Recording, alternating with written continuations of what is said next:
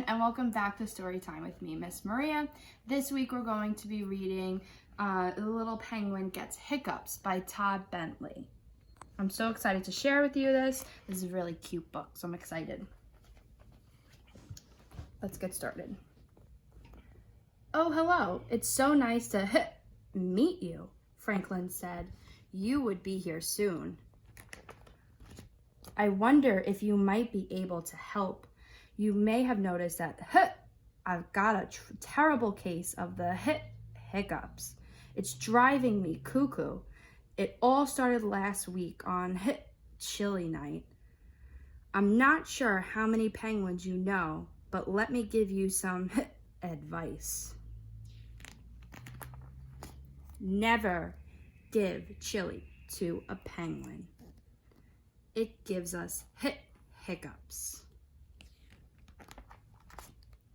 I can't get rid of them. Frederick told me to stand on my head. Chester told me to drink backwards from a cup. Albert told me to stand on my head while drinking backward from a cup. Nothing works. But Franklin has given me a new idea. I need your help. Apparently, giving someone a good scare is the surest, bestest way to cure hiccups. So I need you to scare me. But I don't really like being scared. So be nice. You're going to say boo on 3. Ready? 1, 2, 3. Boo!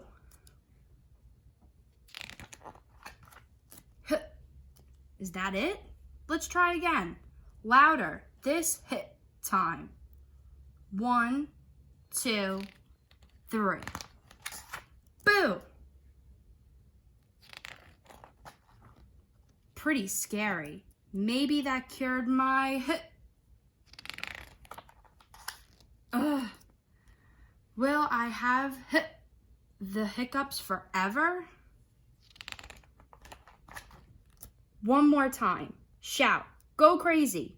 Ready? 1, 2, 3.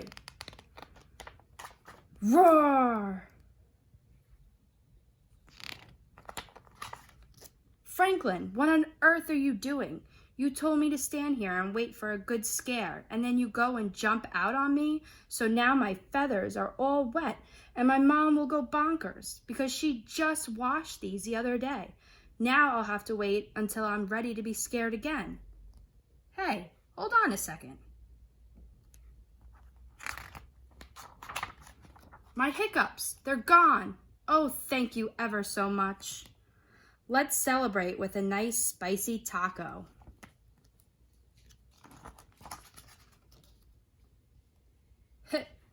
Uh-oh. The end. So this week we're going to be doing a simple, fun activity that you could do right at home. You're going to first go outside. If you live close to a park or even a beach, you could do shells too, but you're going to find rocks, all different kinds of rocks that they want. You can make it into a fun scavenger hunt for them. And so once you've picked your rocks, you can bring them back inside, clean them off if you have to. And then all you need is markers. If you want to let them use permanent markers like Sharpies, I have some here. You can allow them to do that, but the markers work, or crayons work great as well. So you're gonna take your markers and you're gonna simply just draw on the rocks or shells, whatever you have. If you have maybe flowers outside or maybe plants, a garden, you can take the rocks and write, you know, maybe what flower or what plant you have. Maybe you have vegetables like tomatoes and everything, and you can lay them right next to the plant so that way you know what's growing there. But for the kids, you can, obviously they can help you with that, and then like we read a book about penguins, so I drew a little penguin on there. You can have them draw whatever you want. I draw a flower, we've got a sun and everything, so you could definitely be creative as you want, and they can help you out in the garden. and then you can go back outside and lay them in your garden. And just lastly, I did draw a penguin. If you'd like, you can draw maybe your favorite character from a book or a story that you enjoy. And then that's just something that you can always remember even for the following summers, and you can always look back at it. So I hope you all have fun. Go outside, enjoy the weather, pick your favorite rocks, and I'll see you all next week. Bye.